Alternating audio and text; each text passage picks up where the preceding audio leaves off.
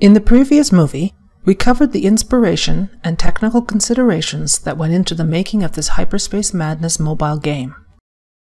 In this movie, we'll create the primary sections of our game level in Maya LT and then assemble them in Unity. We're using the Unity Pro version to build this game, but the workflows being covered here are also applicable to the free version. Start by creating a new Unity project and set its location to a new folder on your hard drive named HSM_game. We don't need to import any packages, so leave the list as is and click Create. Unity loads the new project. Go to Assets, Show in Explorer to display the folder structure created by Unity. The Assets folder within is where you'll store all the 3D models, textures, and scripts produced for this game. What we won't store there, however, are all the Maya LT production scenes. For those, you'll create a new HSM_game_source folder next to our Unity project. We want to keep these two sets of folders separate so that we can store our iterative production files in one location, then export them as lighter FBX files to the Unity project folder. This helps keep your Unity project folders organized and clutter-free.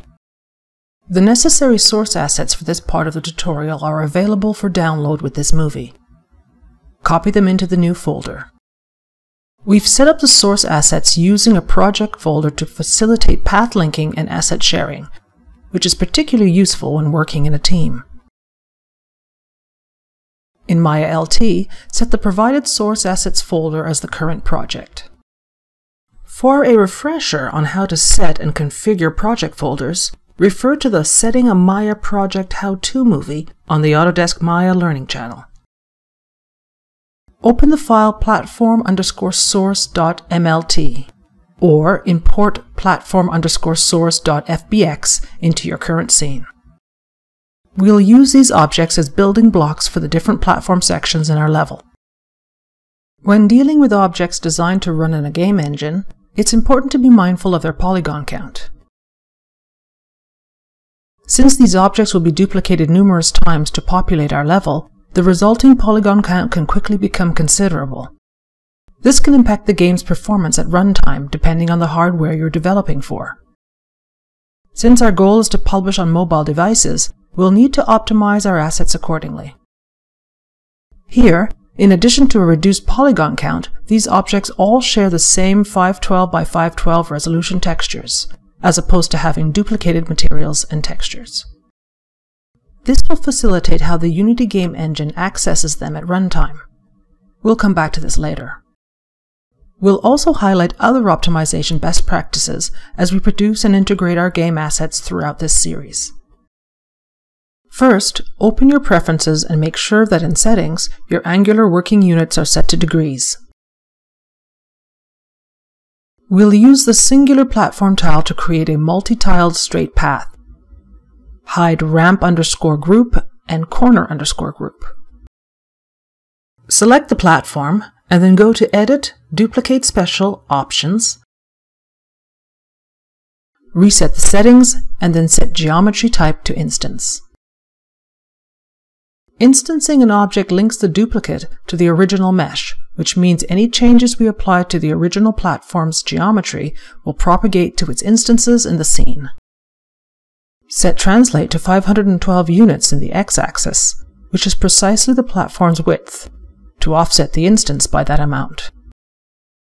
Set Number of copies to 5 and click Duplicate Special. Group all 6 platforms as section_straight_group. Next, let's create the ramp section by instancing the current platform tiles. Note that we want to instance only the platform tiles and not their group, or else the instancing process will impact the transforms of the duplicated platforms. In the Duplicate Special Options window, set Group Under to World, Translate to 0 units in the x-axis, and Number of copies to 1. Group the duplicated platforms as section_ramp_group, and hide the original section_straight_group. Unhide ramp_group and parent it to section_ramp_group. Then move it 950 units in the x-axis to line up with the end of the second platform. Move two other platforms 315 units in the y-axis to connect to the top of the ramp. Delete the two unused platforms. To build a downward ramp section, we could repeat this process and just mirror the ramp. But a better idea would be to create both ramp types in Unity using the same object, which reduces the amount of objects to deal with. Using the techniques you've learned so far, you can use the straight section and corner groups to create the three types of platform extensions. These extensions are not part of the gameplay layer, but rather in the middle ground layer, which we'll populate with extra characters, buildings, and accessories in a later movie. We've included a platform_source_result.mlt scene and corresponding .fbx file containing all the sections needed. At this point, we could export each of these section groups separately to FBX files and import them into our Unity scene. However, we would end up with lots of individual objects which can impact performance at runtime. To avoid this, it's preferable to reduce the amount of draw calls, which is the number of times the Unity engine has to go to the GPU in order to draw or render each object on screen at every frame. The less calls Unity has to make per object, the more chances you'll improve the frames per second, or FPS, at runtime. So how can we optimize these platform sections to achieve this? All the sections we created so far already use the same set of materials and textures, so that already reduces the amount of draw calls Unity has to make to render them. In addition, if we combine each of these groups into single meshes, Unity won't have as many objects to render, which in turn also means less draw calls and thus increased performance. This type of optimization benefits objects categorized as static objects, meaning those without animation. Duplicate section_straight_group so we don't alter the original source asset. Use the mesh combine command to merge the group's contents together. Go to Edit, Delete by Type, History to remove the construction history from this new object. Delete the leftover nodes. Rename the resulting object section_straight_geo. Repeat this process for the remaining sections.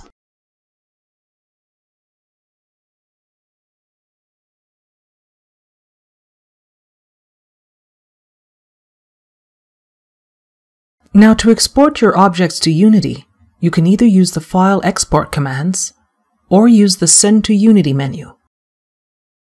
Note that you must enable gamepipeline.mll in the plugin manager to see this menu. While both methods use the same FBX export command, the Send to Unity menu adds a few more steps to the export procedure. MayaLT first checks for an installed version of Unity on your system. If so, it removes the default 65,000 polygon limit for all FBX exports. It then prompts you for the location of the Unity project folder you wish to export to. MayaLT will use that project's assets folder as destination. Name your resulting FBX file section_straight. In the Options pane, under Presets, choose Autodesk Media and Entertainment, which is a good all-round template to start from. Expand the Include Animation section and uncheck the Animation option since our platforms are static objects. This forces MayaLT to disregard any animation-related options on export. Expand the Advanced Options Unit section.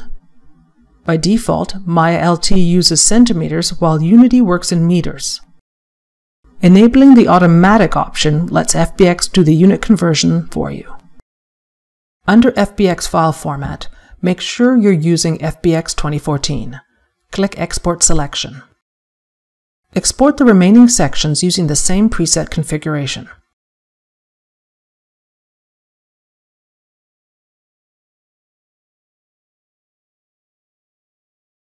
copy the textures folder from your local hsm_game_source folder to your Unity Projects Assets folder. Unity imports your new objects and lists them in the project view, which reflects your Unity's projects folder structure. It also imports each object's corresponding materials and stores them in a materials folder. During this process, Unity may prompt you to update your normal map's import settings. Click Fix Now. Select all the imported objects. The inspector displays their respective import settings categorized in 3 tabs. In the Model tab, notice the scale factor displays the unit differences between Maya LT and Unity. Set material naming to From Models Material. Click Apply. This tells Unity to name the imported materials based on their original name in Maya LT, which makes it easier to tell them apart. Next, in the Rig tab, set the animation type to None to tell Unity to remove the animator or animation components from these assets. Click Apply. Now drag section_straight from the Assets view into the hierarchy. This automatically places it at your scene's origin. The inspector lists all your game objects' properties, much like Maya LT's attribute editor. We'll explore many of its properties in the following movies as we flesh out our game. At this point, though, we'll just focus on populating our game world with basic assets. You could start duplicating this platform over and over to populate the level. However, this isn't advisable since each platform duplicate would be considered an independent object. Just like how we used instances in Maya LT to link our objects' geometry together, we can use smart templates or prefabs to link all our platforms in a similar way. This way, if we make adjustments to the prefab's properties, all instances of that prefab within our level will get updated. First, go to Assets, Create, Prefab. In the project view, rename it prefab_straight_static. As a convention, use the prefab _ prefix to isolate it from other game objects, and use the _static suffix to identify it as a static object. Now drag your first platform from the hierarchy onto the new prefab game object. Its icon turns blue. The inspector displays your game object as prefab. Turn on the static property and click Apply. Unity will now evaluate all instances of this prefab as a static object.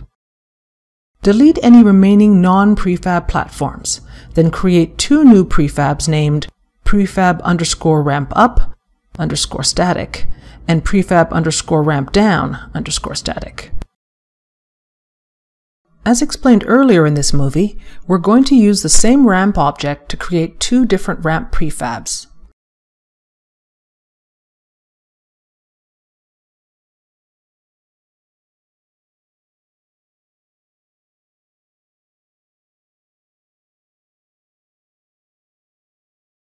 You can now create additional prefab platforms and use them to build your own level layout, or use ours as reference. Save your scene as game.unity. In the next movie, we'll animate our main character Sven and integrate him into this level.